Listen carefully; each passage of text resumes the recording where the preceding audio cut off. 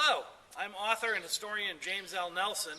We're here at gorgeous Fort Ticonderoga in Ticonderoga, New York, talking about Benedict Arnold and his role in the American Revolution here in the Champlain Valley.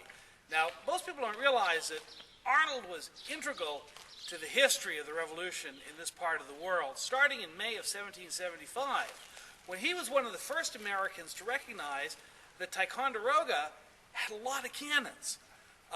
One thing that the Americans needed were cannons. They had a lot of men, they had muskets, they didn't have any big cannons.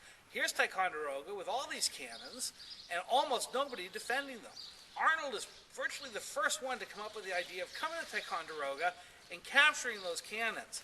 Henry Knox is the one who's really credited with the idea, but it really was Arnold's initially, and Arnold headed up the attack on Ticonderoga with Ethan Allen in May of 1775, and they actually stormed through the gate right behind me over here, came into the courtyard and overran the British Guard and captured Ticonderoga. From that point on, Arnold's history in this area was closely tied with all the activities during the Revolution. Throughout 1775 and into 1776, Arnold was up in Quebec, involved in the fighting in Canada, when the Americans were driven out of Canada by British reinforcements in the spring of 1776. He and the rest of the army retreated down here to Ticonderoga and to Mount Independence across the river, down to Skanesboro, which is now Whitehall at the southern end of the lake. Philip Schuyler, who was the general in command in this area, had begun a boat and shipbuilding program prior to Arnold's arrival here. It was soon realized that Arnold was the guy who could go out and kick butt and take names and get these ships built, because Arnold had been a ship's captain prior to becoming an officer in the Revolution. Arnold was sent down to Skanesboro, where he reinvigorated the shipbuilding program and was given command of the fleet of ships to try to prevent the British. You have to understand that at the north end of the lake, the British had 10,000 redcoats and Hessians ready to come down and crush the American army here. The only thing stopping them was the lake. They had to come over the lake because there was no other way of getting their troops down here. And the only way to stop them from coming over the lake was to build a navy, and that was what Arnold did. He oversaw the creation of the navy and then took command of this hodgepodge of boats. They moved up to the northern end of the lake waiting for the British to come out. Finally, in October of 1776, the British fleet, finally complete, comes out, moves down the lake with thousands of troops on board, hundreds of guns. Arnold tucks his fleet in behind Valcour Island so that the British aren't able to see him until they literally sail past. They turn around, there's Arnold upwind of them. Their ships come about and try to fight their way into the wind, but of course an 18th century ship doesn't sail into the wind very well. So only the gunboats are able to come up, and for 5 hours Arnold's fleet engages the British fleet in what we now call the Battle of Valcour Island. After 5 hours, Arnold's fleet was all but devastated. The sun went down, the British prepared to wipe them out the next day. That night, Arnold gets his captains together and devises a daring plan to sneak through the British fleet and flee to safety down to Ticonderoga. So one after another, with muffled oars, the ships row through the British fleet under the cover of darkness.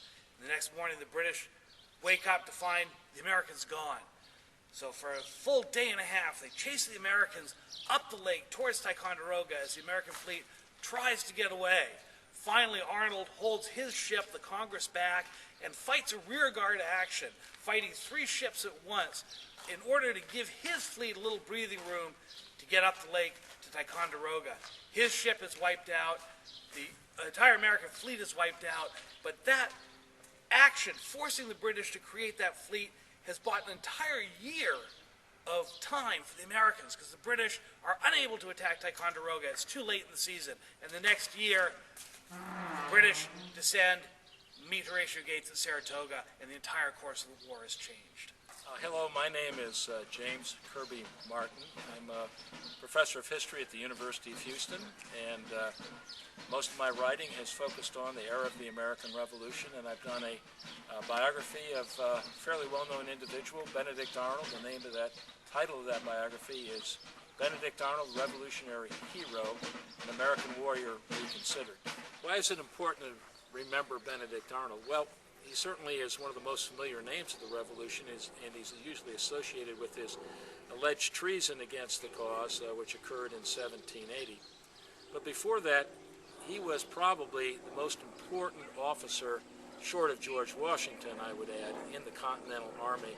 Arnold's role in the whole northern campaigns of 1775, 1776, and 1777, he was absolutely critical to what became, through this area, going down Lake Champlain into Canada, going and trying to capture Quebec, reversing Quebec. Benedict Arnold and Fort Ticonderoga are connected in many different ways, but actually Benedict Arnold's military career started here, in terms of a significant military career, started here on May 10th of 1775 when he sort of co-invaded the fort along with Ethan Allen and the Green Mountain Boys, and Arnold had an assignment from the Massachusetts Provincial Congress. He had a colonel's commission in the Massachusetts militia to come here, and the purpose was to actually take the fort, which was only lightly defended by the British. There weren't that many soldiers here. Take the fort on the one hand, and then on the other hand to gather up all the artillery pieces that were available, of which there were quite a few here, and to initially the idea was to drag them back to the east where they could be used by George Washington's army that is forming back around Cambridge, Massachusetts in the summer of 1775. Now that latter business about the cannons, that actually will not involve Arnold, and it's a winter expedition involving a person who becomes very famous, General Henry Knox, but Arnold's career here really started once the Green Mountain Boys vacated, a very few days after taking the fort.